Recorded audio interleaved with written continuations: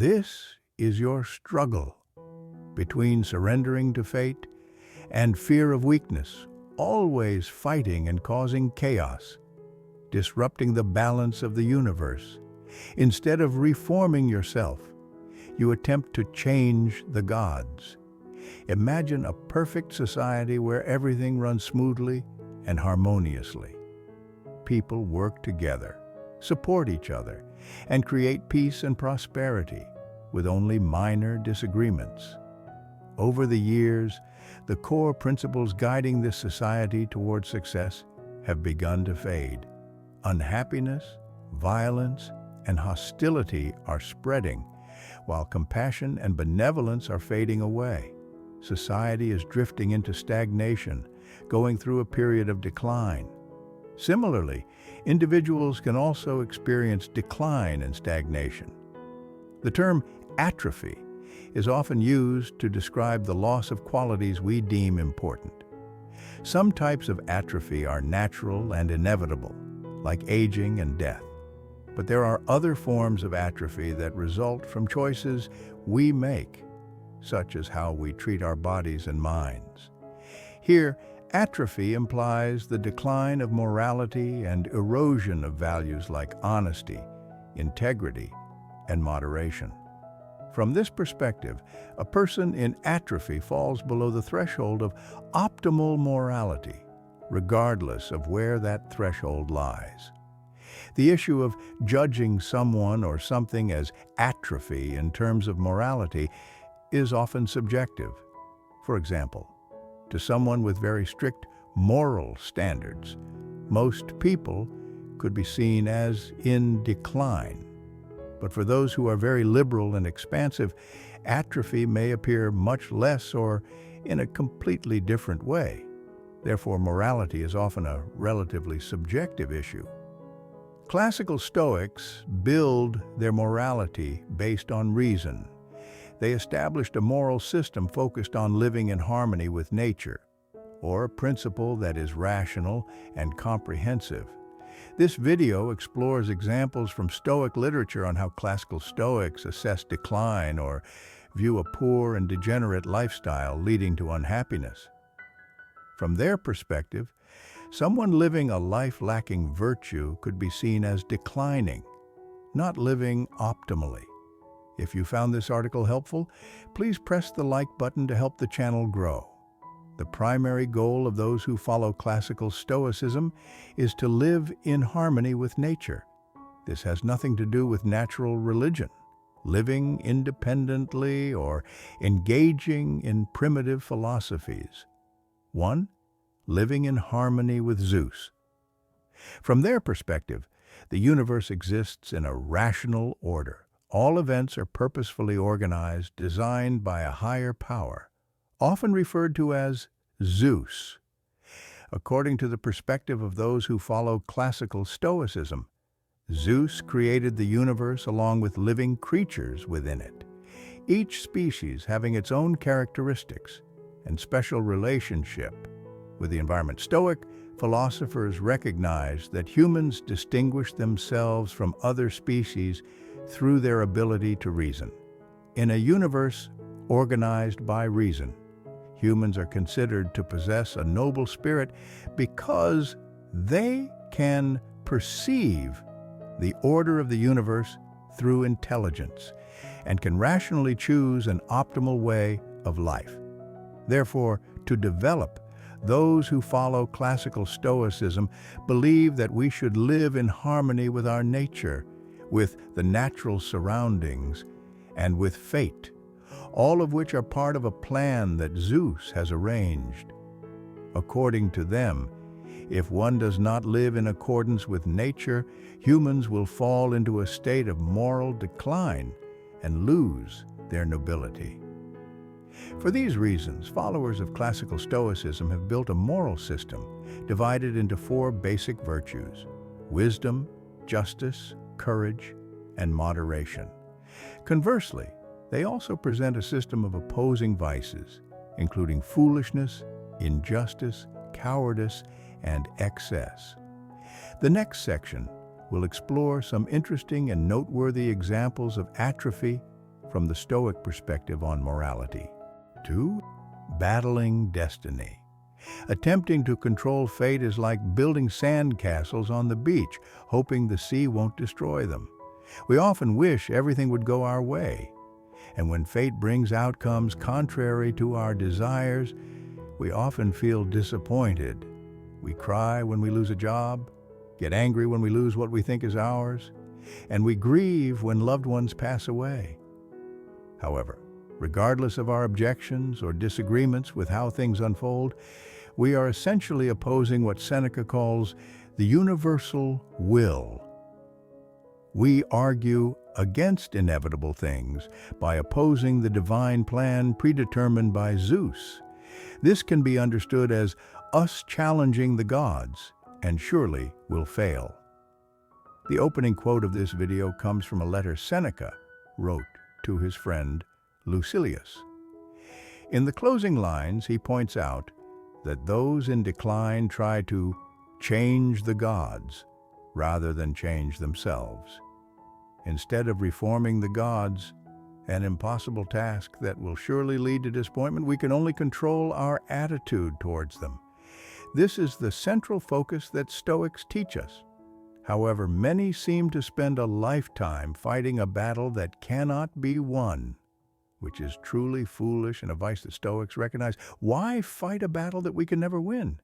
It is the opposite of wisdom, which intellect, in fact, inverts. Seneca introduces a more wise approach to fate, teaching that, let our soul adapt itself to this law, our soul obey it, and must obey it. No matter what happens, consider it certain, and do not blame nature. Accept the things you cannot change, and do not complain about God. Under his leadership, everything will progress, because the bad soldier is the one who complains when following his orders. 3. The trickster. One day, in the ancient Greek city of Nicopolis, a scholar visited one of Epictetus' lectures and confessed to deceiving his wife. Epictetus reacted sharply, criticizing the man's behavior by highlighting the consequences of dishonesty. He asserted that not only do we lose self-respect, respect from others, and loyalty when engaging in infidelity. Epictetus then asked the man how he should treat himself. As a neighbor? As a friend? Can he trust himself? He used the quote, "And who will trust you?" Therefore, he did not want to become a worthless vessel, something disregarded. Because of all those things, what would you say? Who cares about me, a scholar? No, because you have become untrustworthy and worthless. It's like the bumblebees that complain that no one cares about them, yet collectively run from them. If anyone dares to come near, they will attack and cause pain. Their sting is an unpleasant and painful response to anyone attacked. What do you want us to do with you? There is no place where you can be accepted. Justice is one of the core values of Stoic philosophy, cherished by Stoics, including honesty, fairness, and equitable treatment. Epictetus seemed to want to demonstrate the consequences of injustice. Without justice, society risks decline. If people do not trust each other, how can a nation develop strongly? And if you cannot be reliable, you will not bring any benefit to society. The way Stoic philosophy deals with dishonesty seems very stringent and austere. From the perspective of the deceived person, someone betraying you is simply beyond our control. It's the fate and actions of others not decided by us. However, from the betrayer's standpoint, infidelity is not only a lack of control, but also unjust behavior. In the Roman Empire, during Epictetus's time, marriage was considered a sacred institution, and violating it was no small matter. 4. Lounging in bed all day. Rest is an essential part of maintaining health and peak performance. However, some elevate it to new heights by oversleeping and being lazy during rest periods. Marcus Aurelius disapproves of laziness, viewing it as an unnatural state that contradicts human nature. At the beginning of his 5th chapter in Meditations, he seems to confront himself about the difficulty of getting out of bed. He defends choosing to lie in bed by emphasizing that it is something to be valued. However, he then questions himself. Were you born to enjoy life by being comfortable? He points to plants, birds, and ants fulfilling their tasks to maintain order in the world. Shouldn't we, as humans, also fulfill our duties? On the other hand, sometimes we need to sleep rather than do otherwise. Yes, Marcus Aurelius writes, but nature has set limits to that, just as to eating and drinking. And you have exceeded those limits. You have done too much of it. But it is not worth doing. You still haven't reached your standard. You don't love yourself enough. Or maybe you love your work and are committed to what it demands from you. Those who are passionate about their work will work tiredly, even forgetting hygiene or eating. According to the philosophy of those who follow Stoicism, laziness is considered a form of cowardice, a bad habit. Conversely, the opposing virtue is courage. When we are lazy, we are doing something unnatural. We are not fulfilling what we were born to do. Why do we have muscles? Why do we have a brain? Were they not designed to waste? The lofty goal that Stoics aim for is eudaimonia, the true prosperity and happiness of human beings. Eudaimonia is a state of flourishing, thus having a noble spirit, perseverance, resilience, and joy. A society thrives when its citizens thrive. Laziness, idleness, and stagnation are obstacles to a prosperous cultural environment. 5. Sickly pallor of desire. Many are tormented by their pleasures. These are the words of Seneca in his essay on the shortness of life. Seneca looks down upon those who pursue desires without lofty ideals, considering them lacking in virtue, mere slaves to indulgence and dreams of fame and contention. He says, but among the worst of these is the man who takes pride in drinking sessions and lusts. For no one could be considered more wretched than these possessors of ignoble vice. When someone becomes enslaved by desires, they are swept along by the sudden whims of fate, always pursuing personal satisfaction and prioritizing this pursuit above all else. It's a powerful force. The external world wields great power over them. This is Seneca's view in his essay, arguing that pursuits of pleasure are a waste of time. Is there no better way to live our lives than to pursue sensual gratification, intense sensations from the organs of desire, or fleeting moments of pleasure? When satisfaction depends on stimulating the senses, we spend much of our lives pursuing these things.